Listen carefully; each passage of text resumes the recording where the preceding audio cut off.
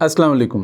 আমরা সবাই টাকা উপার্জন করতে চাই এবং টাকা উপার্জন করি। উপার্জন না করলে চলবো কিভাবে? কিন্তু এক একজনের দেখবেন উপার্জনের ধরনটা এক এক রকম।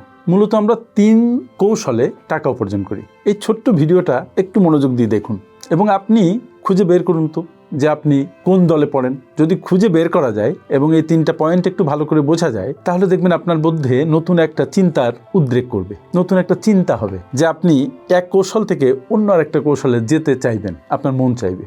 মাত্র 2-3 মিনিটের ভিডিও, আমি সবার মনোযোগ আকর্ষণ করব এবং যারা কৌশল পরিবর্তন করতে চান তারা যদি একটু কমেন্ট করেন যে আমি এই কৌশল নিব বা আমি পরিবর্তন করতে চাই, তাহলে বুঝবো যে আসলে সত্যি আপনি পরিবর্তন করতে চান। কারণ আপনার ভাগ্য, আপনার আর্থিক উন্নয়ন আপনাকেই করতে হবে, অন্য আরেকজন এসে করে দিবে না। অনেকে পৈতৃক সূত্রে অনেক কিছু পায়, দ্যাটস এ ডিফারেন্ট ইস্যু। কিন্তু যারা অনেক কিছু পায় তাদেরও যদি আর্থিক জ্ঞান না থাকে এবং তারা যদি টাকাকে বাড়াতে না পারে, শুধু কমাতে থাকে, তাহলে একসময় সেই সম্পত্তিও শেষ হয়ে যায়। কথায় বলে বসে খেলে রাজার ধন থাকে না। It is true.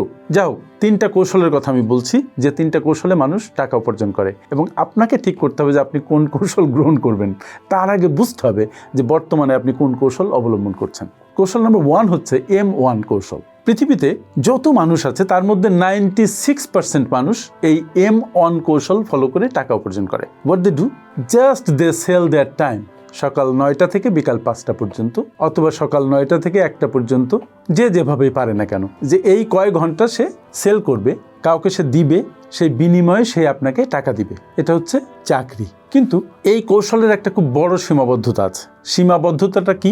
সবার জন্য সময় 24 ঘন্টা।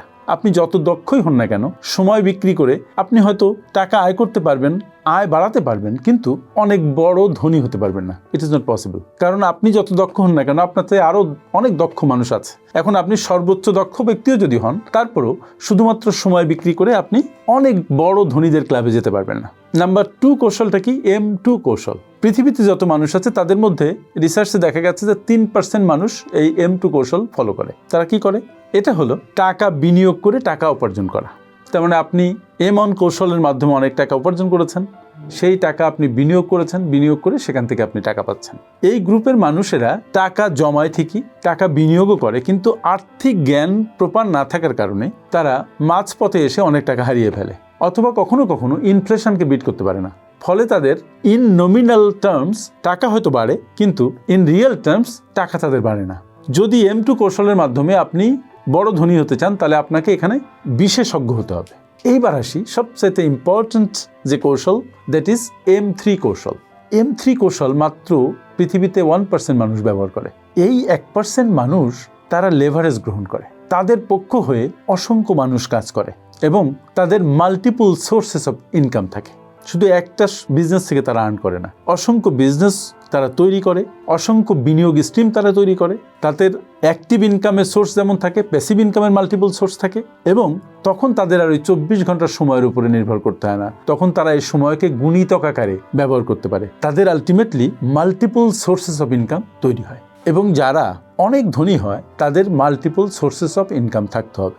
1-2 সোর্সেস অফ ইনকাম দিয়ে, অথবা 24 ঘন্টার 10 ঘন্টা, 20 ঘন্টা, 18 ঘন্টা, যাই হোক না কেন, সেটা বিক্রি করে আপনি বড় ধনী হতে পারবেন না। সুতরাং আপনি একটু ট্রাই করুন তো। আপনি হয়তো এখন বড় ধনী নন, কিন্তু বড় ধনীত্বের পথে আপনি যাত্রা করছেন কিনা, দ্যাট ইজ আপনি M3 পদ্ধতি ব্যবহার করা শুরু করেছেন কিনা, নাকি আপনি M1 পদ্ধতি ব্যবহার করেন, নাকি M1 থেকে M2-তে আপনি যাত্রা শুরু করেছেন, নাকি M1 M2 দুটোই ব্যবহার করা আপনার শেষ, আপনি 3য় পর্যায়ের জন্য তৈরি হচ্ছেন। একটু কমেন্টে জানান। আপনার আর্থিক সুস্বাস্থ্য কামনায় শেষ করছি আজকের কথা। দেখা হবে পরবর্তী কোনো ভিডিওতে। আসসালামু আলাইকুম।